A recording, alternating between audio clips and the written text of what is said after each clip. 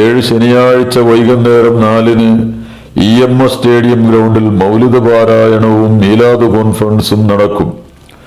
ഉസ്താദ് ബാദ്ഷാ സഖാഫി വർഷങ്ങളായി ആലപ്പുഴ നഗരത്തിൽ നടത്തിവരുന്ന മദ്ഹ് പ്രഭാഷണങ്ങളുടെ 25ാം വാർഷിക പരിപാടിയായിട്ടാണ് മീലാദ് കോൺഫറൻസ് സംഘടിപ്പിക്കുന്നത്. PS ഹാഷിം സഖാഫിയുടെ അധ്യക്ഷതയിൽ KC വേണുഗോപാൽ MP ഉദ്ഘാടനം ചെയ്യും. ഉസ്താദ് PK ബാദ്ഷാ സഖാഫി മദ്ഹുർ റസൂൽ പ്രഭാഷണം നടത്തും.